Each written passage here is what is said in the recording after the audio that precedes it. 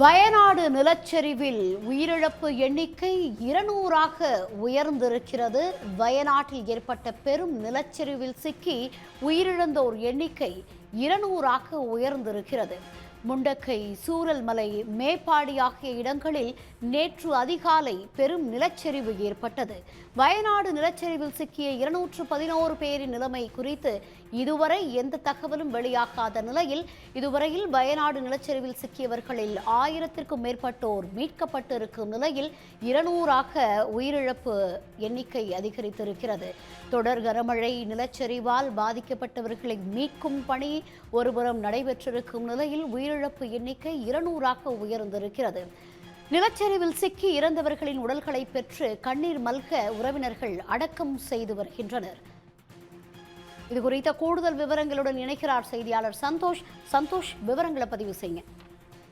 நிச்சயமாக இந்த வயநாட்டில் ஏற்பட்டிருக்கக்கூடிய இந்த மிகப்பெரிய பேரழிவுல நம்ம முன்னமே சொன்ன மாதிரி தான் இது அந்த முண்டக்கைங்கிற பகுதியில மீட்பு பணி தொடங்கும் போதுதான் இந்த உயிரிழப்புகளுடைய எண்ணிக்கை அதிகரிக்குங்கிற ஒரு அச்சம் பொதுமக்களிடத்திலும் இருந்தது, அதிகாரிகளிடத்திலும் இருந்தது. அதே நிலைதான் தற்பொழுது நீடித்துக் கொண்டிருக்கிறது. ஏன்னா இன்றைக்கு காலையில தான் அந்த முண்டக்கையம் பகுதிக்கு அதிகாரிகள் மீட்பு படையினர் சென்றிருக்கிறாங்க. அந்த இடத்துக்கு போய் மீட்பு பணியில ஈடுபடும் போதுதான் கூடுதலான இறந்தவர்களுடைய உடல்கள் மீட்கப்படக்கூடிய ஒரு நிலையில தான் இந்த உயிரிழப்பு எண்ணிக்கையானது தற்பொழுது 200ஐ எட்டி இருக்கிறது.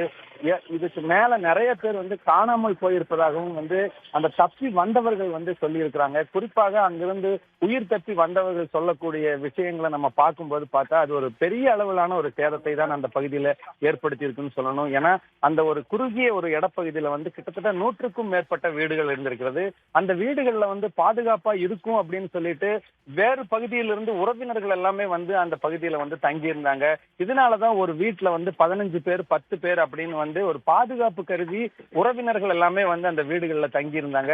இந்த நிலையில தான் அந்த முண்டக்கயம் பகுதியிலிருந்து ஏற்பட்ட அந்த நிலச்சரிவு, அந்த மலை சரிவு பாத்தீங்கன்னா மிகப்பெரிய அளவுல அந்த முண்டக்கயம் பகுதியில ஒரு சேதத்தை ஏற்படுத்தி இருக்கிறது. தொடர்ந்து தேடுதல் பணியானது நடைபெற்று வருகிறது. காலையிலிருந்து மழை இல்லாம இருந்தது. ஆனா இப்ப பிற்பகலுக்கு மேல பாத்தீங்கன்னா அந்த சாரல் மழை, ஒரு சில இடங்கள்ல கனமழையும் பெய்து கொண்டிருக்கிறது. இந்த மழையினுடைய பாதிப்பு ஒரு பக்கம் இருந்தாலும் கூட இதையும் தாண்டி அதிகாரிகள் மீட்பு பணியில் ஈடுபட்டிருக்கிறாங்க. அதே போல பாத்தீங்கன்னா ஒவ்வொரு இடங்கள்ல இருந்தும் அவர்கள் தேடி எடுக்கக்கூடிய அந்த உயிரோடு வரக்கூடிய நபர்களாக இருந்தாலும் சரி, அதே போல உயிரிழந்தவர்களாக இருந்தாலும் சரி, உடனடியாக அந்த பகுதியில் இருந்து அவர்கள் அந்த மீட்கப்பட்ட சடலங்களையும் மீட்டவர்களையும் அனுப்பி வைத்துக் கொண்டிருக்கிறார்கள்.